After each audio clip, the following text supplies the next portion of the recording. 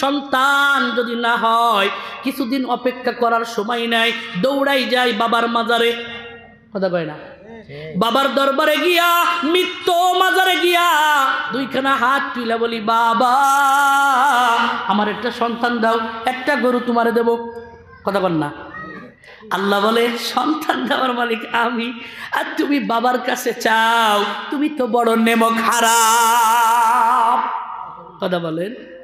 কাইফা তাকফুরুনা বিল্লাহ, এ বান্দা কি রূপে আমি আল্লাহকে অস্বীকার করো।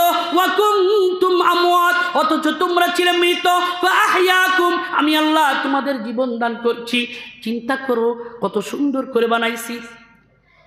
বাসায় গিয়া ড্রেসিং টেবিলের সামনে দাঁড়াইবেন। ড্রেসিং টেবিল বুঝেন? আয়না, আয়না, আয়নার সামনে দাঁড়াইবেন। দাঁড়াইয়া এবার পুরো মাথা থেকে পা পর্যন্ত দেখবেন। দেখবেন এই সৃষ্টির মধ্যে কোনো ভুল আছে কিনা। ভুল আসেনি? আছে। কে বানাইলো? জোরে কর। আল্লাহ বানাইলো। কত সুন্দর দুইটা চোখ দিছে।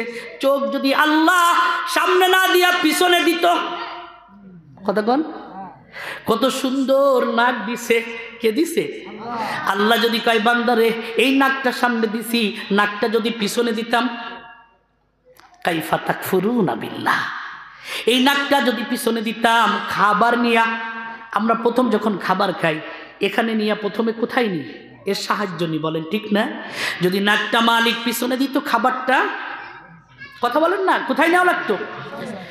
আয়নার সামনে দাঁড়ায় বলবেন, রব যদি এই নাকটা পিছনে দিত, অথবা এই নাকটা যদি এমন না হইয়া গরুর নাকের মতন হইতো। দেখছেন নি গরুর নাক কেমন, ঘোড়ার নাক কেমন, কত সুন্দর বানাইছে। এরপরে কি সুন্দর মুখ, কি সুন্দর ঠোঁট। দেখেন না, কোরআন দিয়ে বলতেছি, কি সুন্দর আল্লাহ বানাইছে। আব্বাজান, এই মানুষের প্রথম মানুষটার নাম কি বলেন? বলেন। হযরতে আব্বাজান আদম আলাইহিস সালাম সর্বপ্রথম মানুষকে যখন তৈরি করবে, ফেরেশতাদেরকে বলল, ও ফেরেশতারা, তোমরা 60 হাত লম্বা একটা মূর্তি বানাও। কয় হাত? সবাই বলেন কয় হাত? 60 হাত একটা মূর্তি বানাইছে। টান টান করে শুয়ে আছে, এখনো রুহ দেয় নাই, নড়েও না, চড়েও না, নড়েও না, চড়েও না। 60 হাত একটা লম্বা শুয়ে আছে।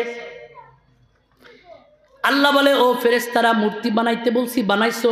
বলে, জি আল্লাহ বানাইছি। আসেন আপনি একটু পরিদর্শন করুন, দেখুন কেমন হয়েছে।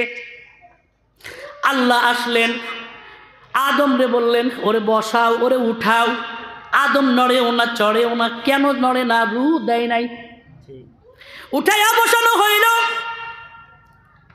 আমার আপনার মাবুদ আল্লাহ ডাক দে বলে, বান্দা, ও ফেরেশতার দল, হয় নাই। সুবহানাল্লাহ। আমার প্রিয় বান্দা, সবার যে নেতৃত্ব দিবে, সবাইকে যে চালাইবে, দুনিয়াতে যে হবে নেতা, দুনিয়ার মধ্যে যে হবে শ্রেষ্ঠ মাখলুক, man is the best creation of Allah. লাকাদ খালাকনাল ইনসানা ফি আহসানি তাকবীর। যে হবে সবচেয়ে সুন্দর চেহারাবান, যার গঠন হবে সবচেয়ে সুন্দর, যার চরিত্র হবে সবচেয়ে সুন্দর, তার সুন্দর চেহারা হয় নাই। আল্লাহর মন মতন হয় নাই। আল্লাহ ফেরেশতা বলে, আল্লাহ কেমন হয়েছে? আল্লাহ কয়, না, হয় নাই। রব বলে, আমার প্রিয় বান্দা দুনিয়ায় আমার রাজত্ব, আমি আল্লাহর বড়ত্ব করবে, বড়ত্বর প্রশংসা করবে, সে তো আমার প্রিয় হওয়া লাগবে। সুবহানাল্লাহ। আল্লাহ বলে, আমার দিকে তাকান। মালিক তার কুদরতি দুইখানা হাত বাড়াই দিছে, দিয়া কয়া, ও ফেরেশতা দাও। আমার প্রিয় মানুষ আদমের চেহারা আমার মন মতন হয় নাই, দাও দাও, একটু কাদা মাটি দাও।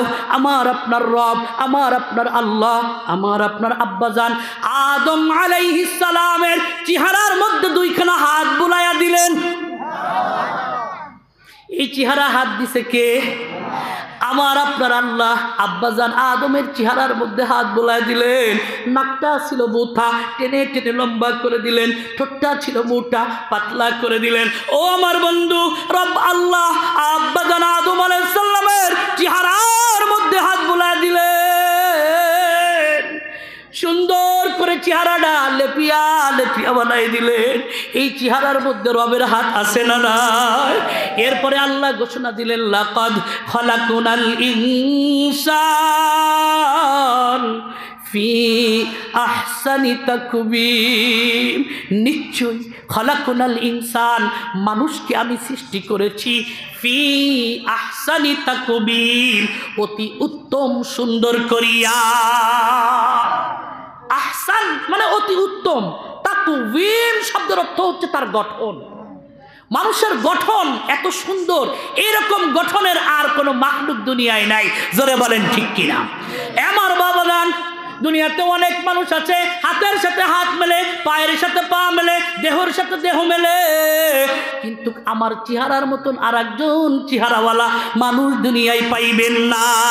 আপনার চেহারার মতন আর একজন চেহারাওয়ালা মানুষ পাইবেন না।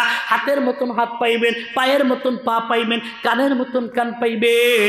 যার চেহারা যেমন, এই চেহারাওয়ালা মানুষ দুনিয়ায় আল্লাহ যারে বানাইছে ও ব্যতীত আর কেউ নাই। জোরে বলেন ঠিক কিনা? চেহারার মধ্যে হাত দিছে কে? জোরে কোন? আল্লাহ হাত দিছে, সুন্দর করে হাত দিছে, যার কারণে এই চেহারার মধ্যে রবের হাত পাওয়ার কারণে একজন মানুষ কালো হইতে পারে, সব জায়গা কালো, কিন্তু চেহারার মধ্যে আলাদা একটা নূর আছে না নাই? জোরে বলেন আছে না নাই? এত সুন্দর করে রব বানাইছে, কত সুন্দর চেহারা। অতএব এই চেহারা যিনি বানাইছে তিনার নাম কি? ও আমার ভাই, এখন আপনি আপনার এই কপাল, আপনার এই চেহারা যে আল্লাহ এত সুন্দর করে বানাইলো, সিজদাটা তাকে দিবেন না বাবার মাজারে দিবেন? সিজদা কি তাকে দিবেন না পীর সাহেবের পায়ে দিবেন? সিজদা কি সেই আল্লাহকে দিবেন না যেখানে সেখানে সিজদা দিয়া মুশরিক হবেন? বলেন সিজদা কোথায় দিবেন? আরো জোরে